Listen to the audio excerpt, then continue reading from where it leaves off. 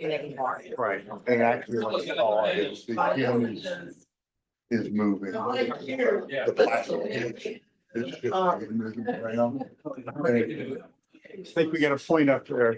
Over the Above, Yeah, it's that one. above Gary's. Are we ready? Are you all ready? Yes. Is it time? Oh, yeah. Yep. We're late. Yeah. So, Please rise for the pledge of allegiance. I pledge allegiance to the flag of the United States of America and to the republic for which it stands, one nation, under God, indivisible, with liberty and justice for all.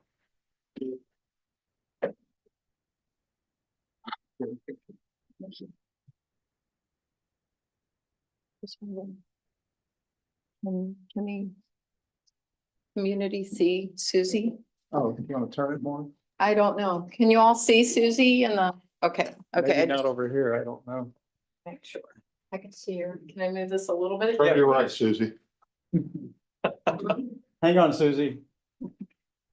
That better? Thank you. Great.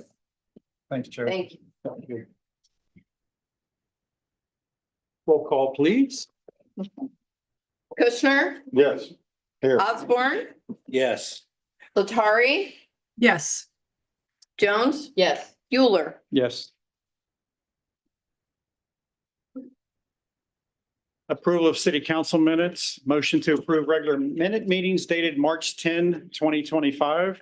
I so move. Kushner, Yes. Osborne, Yes. Latari, Yes. Jones. Yes. Euler. Yes. Thank you. Adoption of agenda. Move to adopt? Kushner, Yes. Osborne, Yes. Latari, Yes. Jones. Yes. Euler. Yes. Thank you. Item 5.1, an ordinance accepting the street and stormwater improvements for Veterans Road Extension Phase 3 for maintenance by the city of Warrensburg, Missouri, presented by Jason McCarty, project manager. Hello, Jason. Good evening, Mayor and Council. You're gonna see me 3 more times after this tonight. Okay. As you can see in your packet, there's a letter from Johnson County Economic Development, as well as a map attached showing that the Veterans Road Extension Project Phase 3 has been completed. Before you tonight is an ordinance authorizing the acceptance of the public infrastructure for city maintenance, as outlined in the ordinance. Are there any questions for me? This one's pretty straightforward. No, this was a great project that was done in just a very limited amount of time. Yes. Just for your information, it was funded by monies given to Johnson County Economic Development by the state. The project construction was done by Superior Bowen and was overseen by city project management staff to ensure that the street and the public infrastructure was built to our current standard.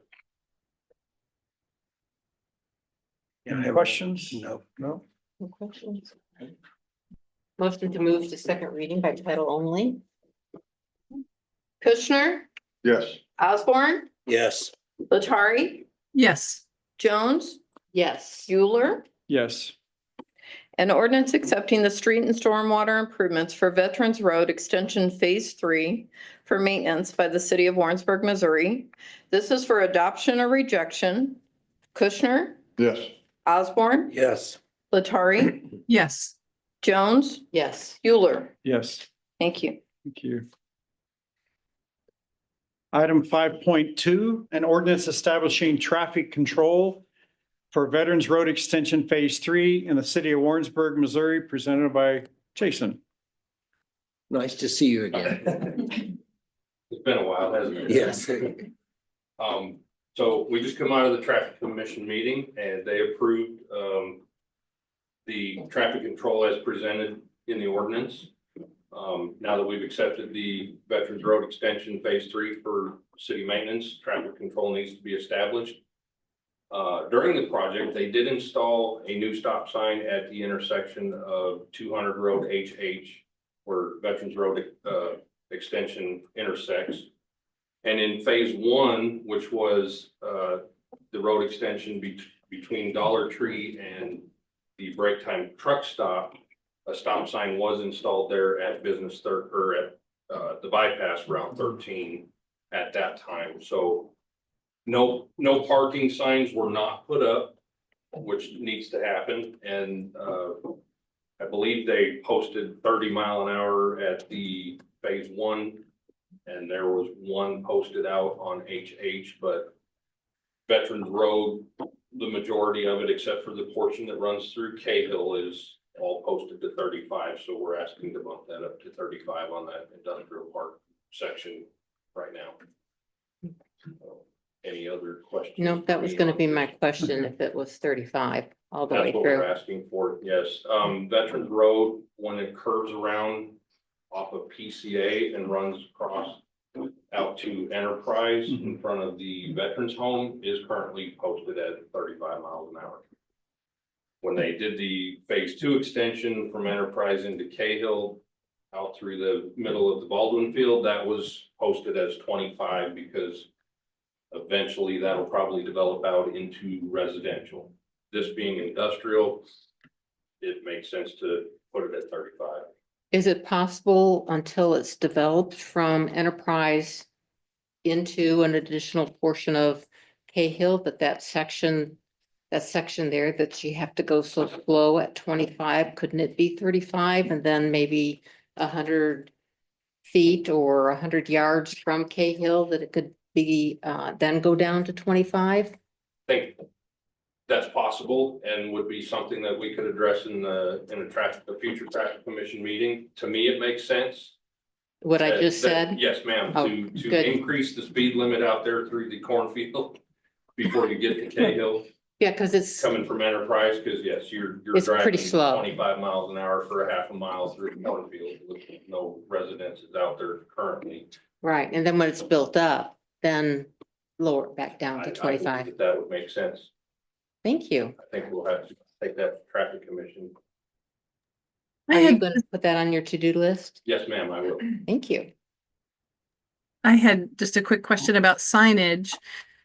Do we know how many speed limit signs, and how many no parking signs they're anticipating putting up along both sides of each side? Typically, we post them every 200 to 300 feet of distance traveled, so I'm not quite sure how long this new extension piece is, but that answers your question off the top of my head. Without doing the math on how long that extension piece was, I can't give you an exact number, but the signage will be not a whole lot, I wouldn't think. You're looking at about $1,500 to $2,000 per installed sign for posts and the signs and all that, so.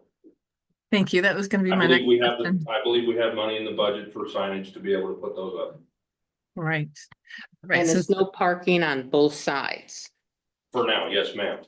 I believe that it'll probably stay that way even because of the after trucks. stuff starts developing, because most of from what I can recall off of seeing some preliminary plans and stuff, most of your drive entrances and stuff will come off of future roads that will come off of Veterans Road. They won't be directly off of. And if they do, there's already left-hand turn lanes in the center of the Veterans Road Extension Phase 3 Oh, okay. that would facilitate moving over to make your left-hand turn, or if you're turning in to the Okay. right on something, you'd be turning into a separate access road that would take you into your, like, don't quote me on that, because we haven't seen anything official as far as development plans yet for out there. Okay. All right. Thank you. thanks, Jason. Any further questions? No. Motion to move to second reading by title only. Kushner, Yes. Osborne. Yes. Latari, Yes. Jones. Yes. Euler, Yes. An ordinance establishing traffic control for Veterans Road Extension Phase 3 in the city of Warrensburg, Missouri. This is for adoption or rejection. Kushner, Yes. Osborne, Yes. Latari, Yes. Jones, Yes. Euler. Yes. Thank you. And thank you, Tracy Brantner, for your help with this very much. Thank you, City of Warrensburg. And the Public Works Department. Great job. Public Works. Item 5.3, an ordinance accepting the sanitary sewer, street, and stormwater improvements in the Winterset Villas First Plat Phase 1 subdivision for maintenance by the city of Warrensburg, Missouri, presented by Jason. It's me again. This project has had a few hiccups and some issues along the way, but staff can report that all of the issues that we had with it as far as storm drainage and sanitary sewer and some curb work and sidewalk work has been addressed and been approved by city staff.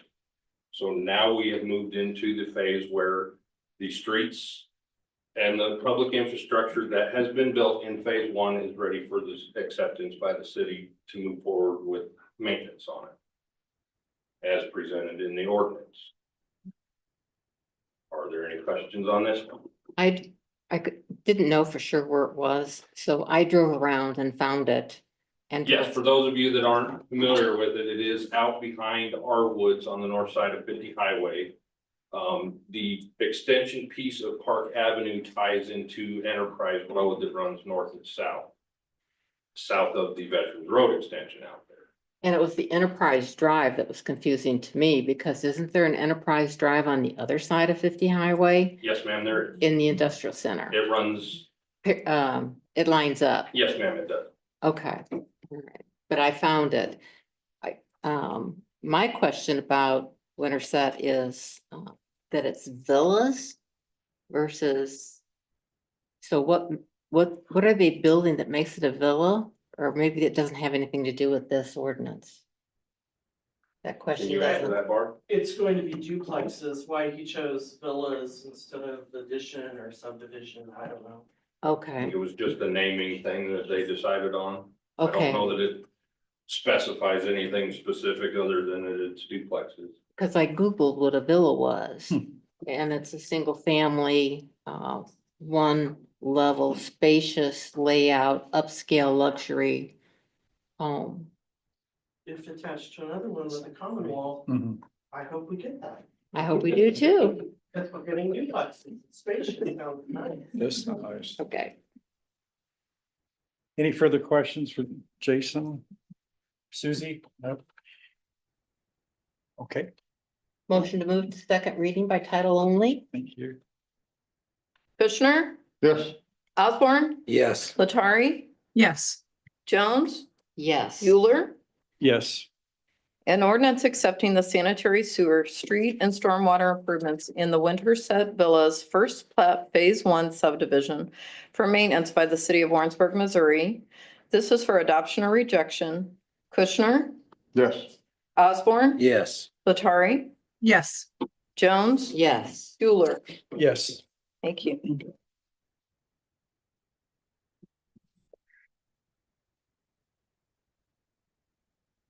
Item 5.4, an ordinance establishing traffic control in Winterset Villas First Plat Phase 1 subdivision in the city of Warrensburg, Missouri, presented by Jason. This will be my final presentation tonight. You're doing good, man. Council. You're on a roll, Jason. You're You're good. doing good. Again, we met at the traffic commission this evening just prior to council, and this item was also on their agenda, and they moved to approve the traffic control for Winterset Villas, which will be establishing a 25-mile-an-hour speed limit within the subdivision, no parking on all the new streets on one side, and establishing stop signs at Park and Enterprise, Park and Pebble Creek, and the two other intersections, one that's in the subdivision and another, believe it's Winterset Drive that intersects Park Avenue as well. Are there any questions for me on this? Thank you. All right. I mean, said ordinance a second reading. Kushner, Yes. Osborne, Yes. Latari, Yes. Jones, Yes. Euler. Yes. An ordinance establishing traffic control in Winterset Villas First Plat Phase 1 subdivision in the city of Warrensburg, Missouri. This is for adoption or rejection. Kushner, Yes. Osborne, Yes. Latari, Yes. Jones, Yes. Euler. Yes. Thank you. Thank you. Thank you, Mayor and council members. Thank you, Good to Jason. see Thank y'all. you. Jason.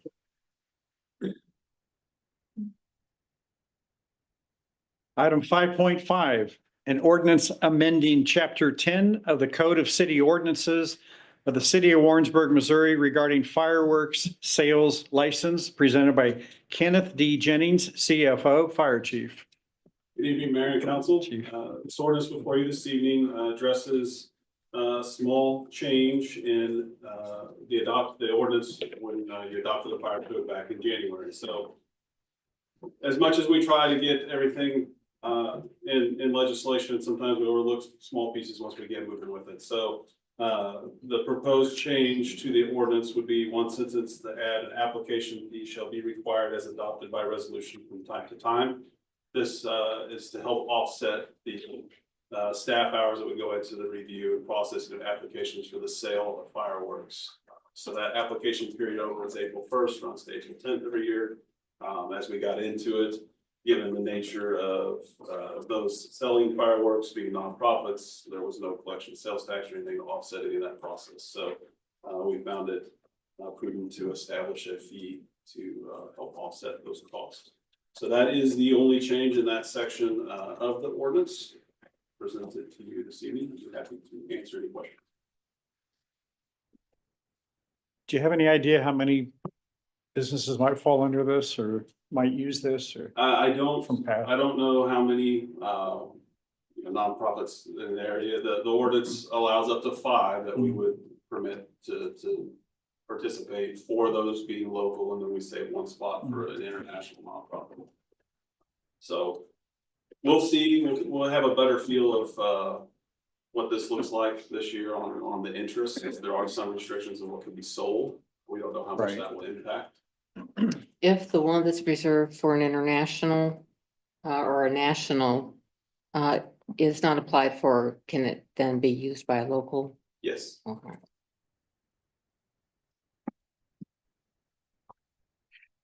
Any questions for Chief? Nope, thank you. We get a Need a motion? motion. Motion to move to second reading by title only. Kushner, Yes. Osborne, Yes. Latari, Yes. Jones, Yes. Euler. Yes. An ordinance amending chapter 10 of the Code of City Ordinances of the city of Warrensburg, Missouri regarding fireworks sales license. This is for adoption or rejection. Kushner, Yes. Osborne, Yes. Latari, Yes. Jones, Yes. Euler. Yes. Thank you. Item 6.1, a resolution of the City Council of the City of Warrensburg, Missouri, establishing fees for a fireworks sales license, presented by Chief Jennings. Now, with that piece in place, we'll establish the fee. So before you tonight, we proposed a $50 fee per application for fireworks sales license. As you remember, late last year, we adopted the citywide fee schedule, and the interim we're establishing this fee separate, and then we'll get it added this year when we do that all-inclusive fee schedule. And that this is similar to other applications that would be similar. This fee kind of falls right in place with the fee schedule that we have. It's all calculated the same, so we just kind of taken the staff that are involved in that and the time and did some math to kind of figure out where that lies, and this is well under where that actually comes out, but we'll get a little leeway there. But it's all calculated the same as any other fees or the inspections, kind of the same basis. Thank you. No question. No questions? Nope. Okay. Move to approve resolution. Kushner, Yes. Osborne, Yes. Latari, Yes. Jones, Yes. Euler. Yes. Thank you. Thanks, Chief.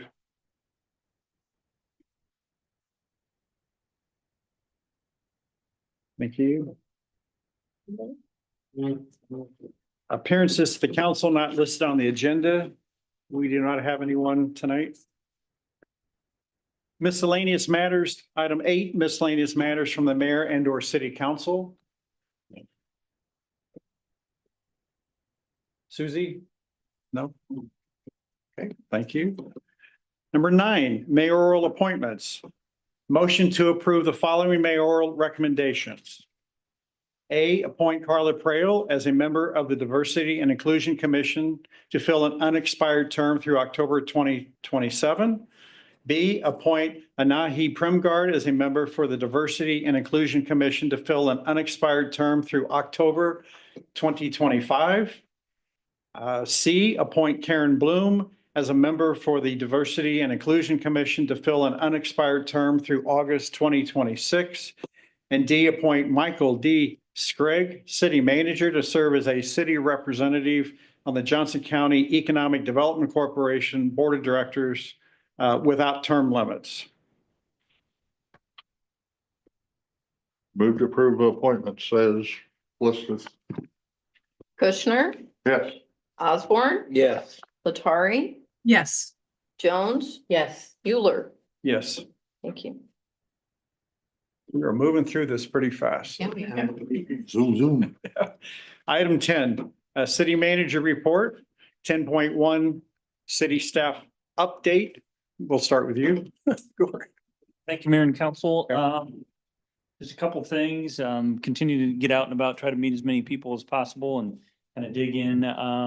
Work is ongoing on McGuire and some of the maybe haphazard or moving around is a result of the different utilities doing their subsurface work. And so staff's having to kind of react to where they're working and what that means in traffic control. Once the subgrid work is in, I think you'll see a little bit smoother progression by the pavement contractor from one end of the project to the other. Then we continue to coordinate with Evergy with their design and the impacts that it has on the need for easements and coordinate their work schedule with the contractor.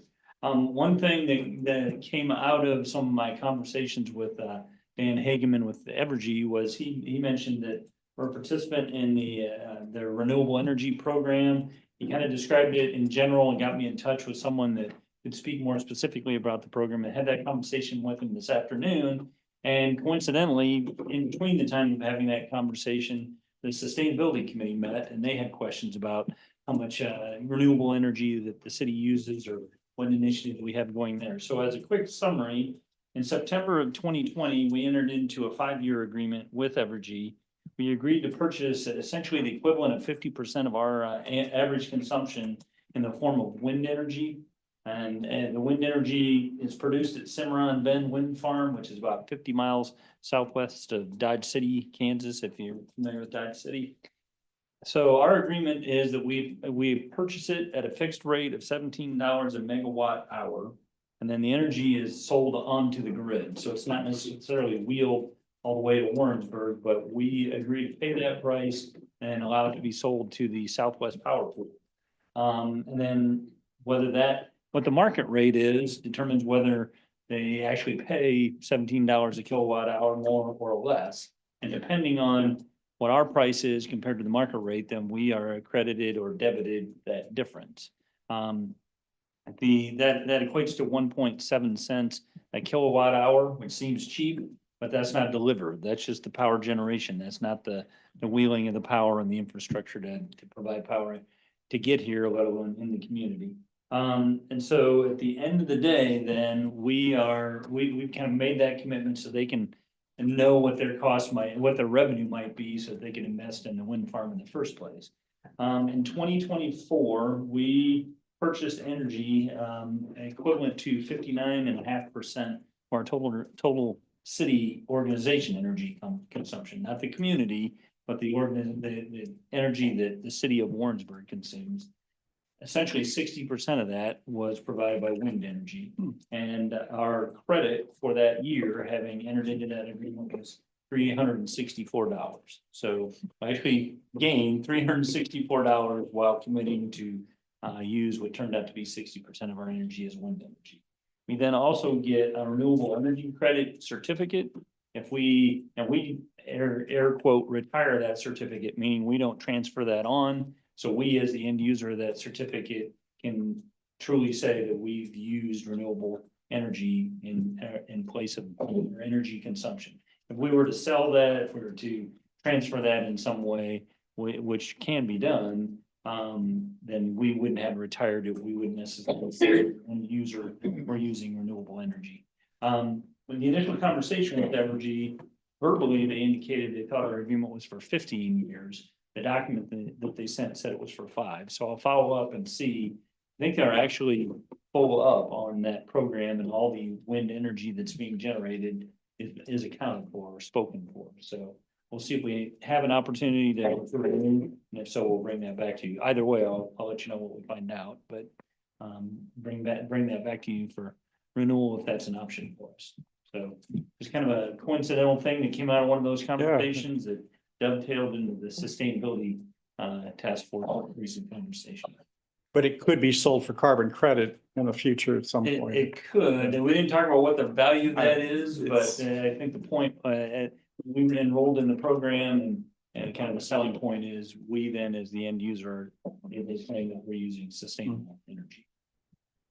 The year before, I thought we were in the low 40s. Has it jumped up, or is that? Yeah, and part of that is a function of how much we use and how much wind energy is actually created. So Okay. that's how much energy is created is a variable that impacts how much credit we get in the end. So I guess I don't understand how the wind energy over there, and we don't actually get it, but we got a credit for $364. And so we've agreed to pay that. I share your confusion. It took quite a while for me to get it through my head. So on the front end, we agreed to pay $17 a megawatt. Thank you, megawatt hour. And that commitment on the front end is kind of a financial assurance that they then knew how much they were going to make, and they can make the investment in wind energy. Then on a month by month basis, as the energy is produced, they sell it onto the power grid and see what the market will actually pay for it. So depending on how our agreed upon price compares to the market rate, we either get a credit or we're subsidizing that wind operation. Over an entire year's time, we came up $364 to the good. Okay. Is there any thought that we might at some point do solar or wind or something here? That's certainly like maybe at possible. the sewer treatment plants where there's land. There are companies that assist with that. I've had experience with that in my last community, and frankly, the grant opportunities don't appear to be what they used to be, but they're in a prior administration, grant funding combined with tax credits and the energy savings, companies were able to help you come up with a program that paid for itself. There is the same company we use. My last community's already reached out to me and has had some conversations with the community before I got here. So we can pursue that and see what options there might be.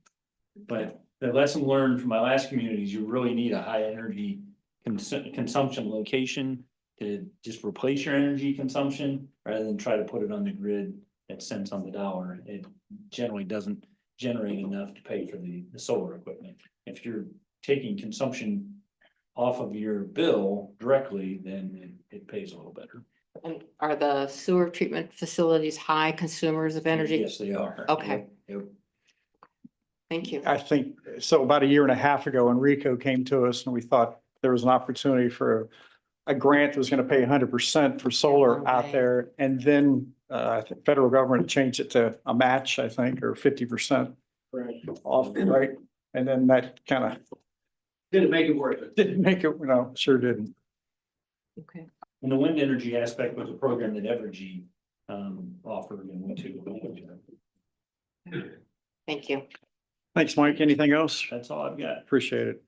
Thanks for Item looking into 10 that, Mike. I appreciate it. And I do hope that in the future we can move towards exploring some more opportunities for renewables. But I really do appreciate you taking the time to explain that to us. Thank you. Thank you. Item 10.1, city staff update, administrative services department. I have nothing tonight. Oh, come on. All right. Item 10.2, city staff update, city clerk. I just wanted, Mayor and council members to say thank you for the opportunity of going to the Missouri City Clerk Conference last week or 2 weeks ago already. A lot of the continuing education was part of sessions for record management, municipal bond financing, economic development, leadership skills, emergency management, budgets, and auditing. And my job touches a little bit of each of those, but it's good to have that background when needing to reach out to vendors for follow-up information. So I appreciate that. I was also awarded a 400-hour continuing education certificate while I was there, and that was a surprise to me. So Congratulations. Congratulations. yeah, Congratulations, Jody. Well deserved. wanted to say thank you again for the opportunity. That's all I have. Put that in the minutes. Congratulations. Thank you. Item 10.3, community development. I just have one item. We are getting very close to having a date for a public meeting, a presentation on the McGuire Street Overlay District. That's a conversation that has been in the works for a little over a year now at the staff level. There was a joint meeting between the council and the Traffic Commission and the Planning and Zoning Commission last year about, like in January, I think it was. And this was talked about then, and Burns McDonnell and your city planner and I have continued those conversations through the year. And they have progressed to the point that we are ready with a draft to have a public conversation, get input from the development community, to get input from the corridor. And so that meeting will be at the end, it'll be a public meeting here in this room at the end of April. I thought I had a date, and it might have changed on me late this afternoon. So that will be forthcoming, but I just wanted to give you a heads up. Those conversations have continued, and we're ready to bring those forward and get input from everyone on that. So that will be coming forward on your Planning and Zoning Commission in a couple weeks, just as the FYI also, same as you're getting this evening. And this is McGuire. The McGuire Street Overlay District, which was the discussion around landscaping, signage, lighting. Green space. Mhm. Okay. Those things that are outside the right of way, some of those Okay. discussions that we've been having. And Planning and Zoning Commission talked about them last spring, and there were questions, when will that come back to us? When will we see that again? And it has taken a year, but we're ready to bring it back to you. So we're just gonna get input from the public at this point. All right. And how are we going to get the word out so that the public knows? Because they So insist they never know. we will push it out through the Rethink McGuire newsletter and their website, as well as, we have, an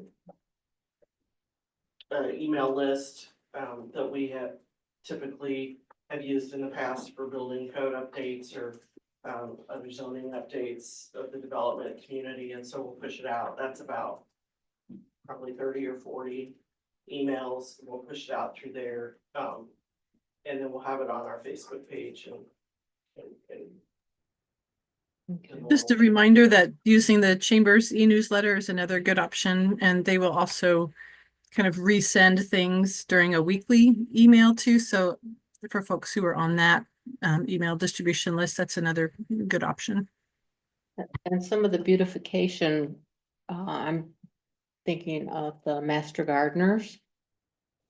They might be interested in some of the green space and the beautification of the So these are gonna be design guidelines for private development Mm, on the individual properties, not the public spaces where Master Gardener usually works. Like not in easements or in. so, okay. Okay, not. I guess now I don't understand. Well, the way I understand it, that the public space will come in later. We're just now establishing it for those people who live along the corridor. These would be these are zoning requirements. For redevelopment of your private property along the corridor. So they would be changes to parking requirements or changes to the like, right now you have to have 1 tree per 10 parking spaces. Those types of requirements. Oh, okay, okay. All right, I'm thinking the wrong thing. So now I got it. Okay. Thank you. Okay. For your patience. Anything else, Barbara? That's all. All right, thank you. Item 10.4, Fire Department, Chief Jennings.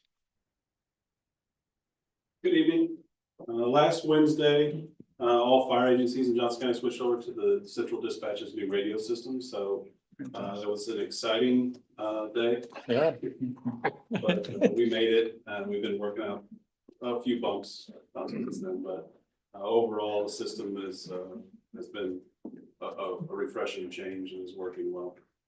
With that, this year we had budgeted to replace the station alerting systems, the things that make the lights and bells and stuff come on in the station, replace it with a more current, less alarming, heart attack giving kind of system. So we have had all that equipment since January. We've been waiting on our vendor to provide the installation training.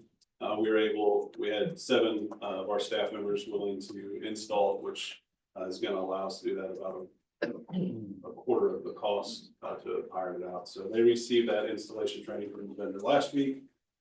So we're waiting on a few supplies to get started on that. Expect it probably in a couple of months to be up and running. For the last 30 days, the members of the fire department have had the opportunity to participate in what's called the Focus Survey. It's administered through the Center for Firefighter Injury and Research and Safety Trends through Drexel University. It's a survey that's funded through an AFG grant from the federal government. It was a closed survey just for the department. We had just almost 100% participation. It's just an overall look at the safety culture of the department. So perceptions of management's commitment to safety, supervisor support, leadership communication, psychological safety, safety behaviors, resilience, depression, anxiety, and suicidal ideation are all areas, plus many more that it evaluates. So what it does is now that it closed today, they'll put together the report to provide us. And we're able to see where we're doing well. We're able to see areas that we need to focus on so that we can allocate resources and funding appropriately for the overall safety and well-being. So I was very happy with the participation rate in there. We have a few people on extended leave, and if they were active, I think we would have had that hit that 100% participation. So excited to see those results and get moving on that for our staff. That's all I have this week. Any questions? No question. No, thanks, Chief.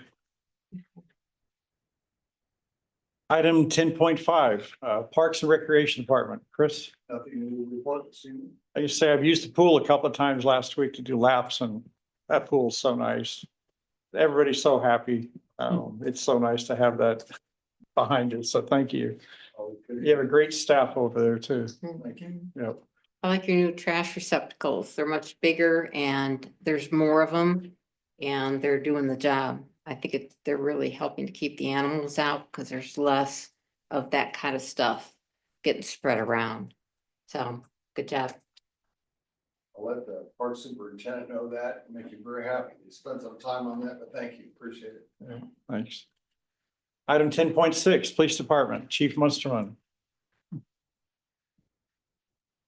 New mayor, council, last week, appreciate everyone reaching out regarding to Corporal Blevins' accident. He was back to work, within 2 days. He was pretty sore, but, he was, good to get back to work. That vehicle has been reported as totaled. So, To offset some of the cost of replacing it after insurance, we do have 2 chargers that, we might be able to sell, on Purple Wave to get us a little bit more money towards that. Chief, for those that don't know, you might give the rest of the story of what happened. Oh, okay. Sorry, I thought people might, he was stopped, he was following another, corporal or another officer with a prisoner in the back of the vehicle. And another vehicle ran the stop sign and hit, Corporal Will Evans in the front of the vehicle, his front driver's side. And deployed all the airbags in the vehicle and, really did a lot of extensive damage to the front end, about $29,000 to be exact. We took him to the hospital and he had a pretty sore, I believe it was his left arm and his left finger was pretty sore, but we were able to get him home that night and so thank goodness he was okay. So, and then from that, we went to we had that incident happen and then last week we were kind of busy. We had on Friday, I believe it was, we had a Thursday or Friday, we had a small juvenile that was lost down Lake Ridge. I appreciate fire department and EMS, they all came out and we were able to retrieve that individual. That juvenile was located approximately maybe 2 miles from his house in a creek. Those incidents don't always happen that way and he was able to get home safe to his parents. So we appreciate all the help on deck with that. So it took everybody working together to accomplish that. And then on Friday evening, we had a individual come from Jackson County. He was wanted out of Jackson County for distribution of fentanyl. He ended up being held up in 822 South McGuire Street across from UCM Library. We knew he was inside off of surveillance, so we ended up surrounding the residence. He wouldn't come out, wasn't cooperating very well, and it probably took approximately an hour and a half, and eventually finally came out and turned himself in to us. Thank goodness. And then that evening as well, we ended up having a juvenile male take a gun into, I believe, Grover Park. He was messing around with it and ended up shooting another juvenile female in the leg. She was transported to Children's Mercy Hospital and they removed the bullet from her leg and she was okay after that. The male was taken to the juvenile office in Cass County. So he was being held on that. I believe that is all we had for last week. Where did he get his gun? That's enough. That's a good question. That'll be under investigation. I don't have that answer for you. And was, did it break a bone or was it? I don't have that. You don't know? I didn't get to read the report. So you don't know but she's all right. Yeah, she is fine. I believe it was just in her leg and not in the bone, but I don't have the exact. Right. answer for you. Any other questions? Children and guns don't mix. No, thanks, Chief. Appreciate it. Thank you. Item 10.7, Public Works Department.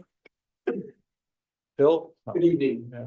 Mayor, the council members. So last week, street department started crack sealing certain areas due to the weather with the rain on Sunday, or Saturday into Sunday, which was needed. They didn't get to do it today, but they'll probably start back up later this week as weather permits. Things are going smooth there. The plant expansion, hopefully April 14th, we'll have the SRF loan closing in front of you guys to get that signatures and get that process moving, because once we get that signed and out, we'll basically be ready to award the contractors to come start digging. So it'll take a couple weeks after that, I know, but we're looking forward to it. It's going well. Then for collections, everything's going smooth. Any questions? Are we still doing the sidewalk improvement program this Yeah. year? That hasn't gone out to bid yet for contractors to, but we will be putting that out hopefully here shortly. And we're still pretty much in the same zone area, Because that area is the oldest area. right? There's a lot of area there that does need to be fixed and even just filled in. We will be touching the other areas, just like last year. Uh-huh. You know, we did a lot in zone 2, but we did also do some areas outside of it, so. As they show up and they're major trip hazards or areas that we feel are major concerns, we do try and catch those also. The parts that they've done are very nice. Okay. Any other questions for Phil? Nope, nope. Thanks, Phil. Thank you. Item 10.8, Warrensburg Convention Visitors Bureau. And when does Mackay leave? He leaves the end of, his goal is to stay with us for, he does a few hours a week through the end of May. But End of we're- May, okay. We're also very aware that with a full-time position, that may not be possible. Yeah. We're very sad. He's been with us for almost 2.5 years. Yep. He's seen a lot of moves. He yeah, has. he's been a trooper, and so I'm very sad, but very proud of him as well. Yep, thanks.